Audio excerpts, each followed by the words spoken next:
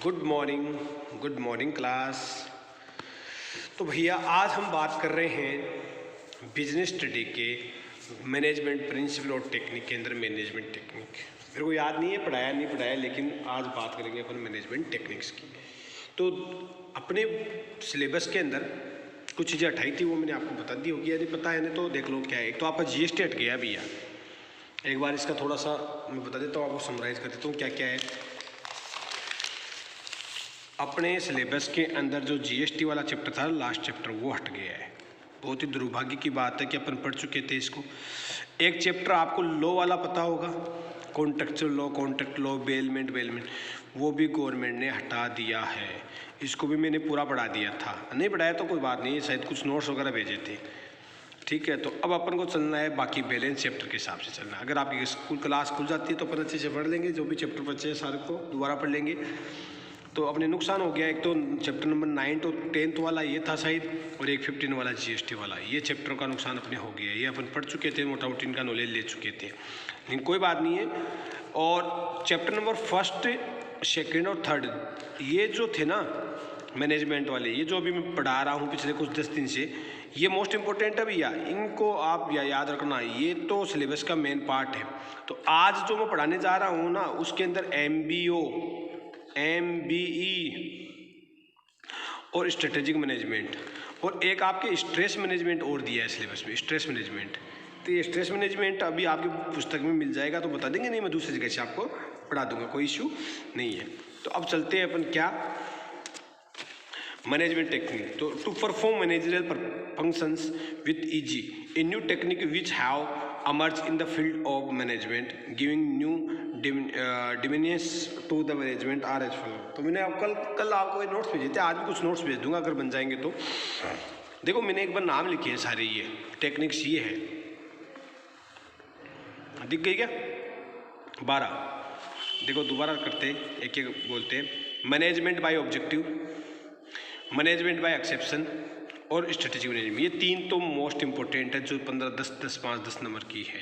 ये लो, इनमें से कोई सी भी आ सकती है।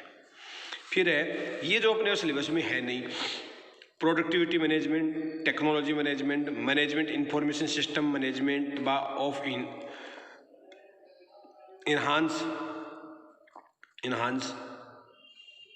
मैनेजमेंट बाय चेंजेज है, management by enhance changes, management of struggle, operation management, management of knowledge, system approach, contingency और कंजक्शन अप्रोच। ये अपने टेक्निक्स है। ये क्या है? ये है टेक्निक्स होती क्या है? टेक्निक्स होती है किसी कार्य को क्यों किया जाता है, कैसे किया जाता है, क्या ध्यान में रख के करना है।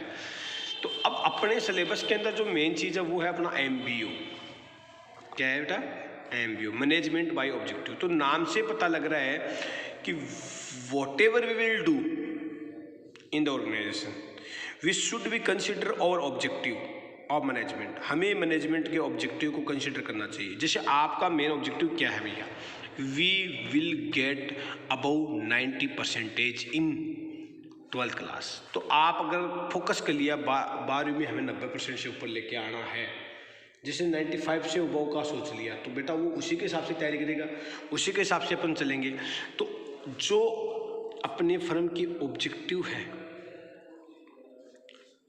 उसको अगर अपन माइंड में क्लियर कर लेते हैं, तो हमारे द्वारा जो भी एक्टिविटीज की जाएगी वो सब किसके हिसाब से होगी? इस ऑब्जेक्टिव के हिसाब से होगी। ताकि हमारे, आपको मैंने पॉइंट बताया भी था, शायद नहीं बताया तो सुन लो, कि प्रत्येक व्यक्ति, इंडिविजुअल व्यक्ति का इंटरेस्ट किसके इंटरेस्ट में मिला हुआ होना चाहिए? हमारे ऑर्गेनाइजेशन के। चले, तो ये MBO है, मैनेजमेंट बाय ऑब्जेक्टिव। पहली टेक्निक, इस टेक्निक क्यों बनी? क्योंकि इसमें ये कहा जाता है कि हमें जो भी मैनेजमेंट करना है, जो भी मैनेज करना है, ऑब्जेक्टिव को ध्यान में रख के करना है। क्या करना है? ऑब्जेक्टिव को ध्यान में रखते हुए मैनेज करना। मैनेज, अब ये मत कहना सर मैनेजमेंट क्या होता है, बहुत बताया हुआ है। Management is a planning, processing, जो भी है सब कुछ। According to Peter F. Drucker, ये क्या बोलता है?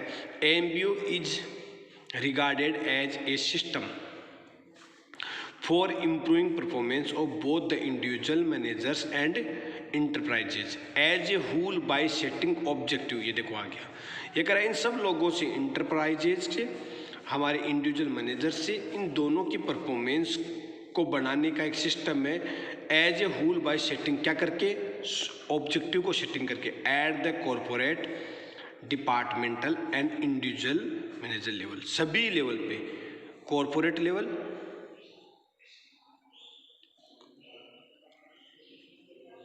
डिपार्टमेंट लेवल और इंडिविजुअल लेवल, सभी लेवल के ऑब्जेक्टिव को डिसाइड किया जाता है। क्या किया जाता है, ऑब्जेक्टिव को डिसाइड किया जाता है।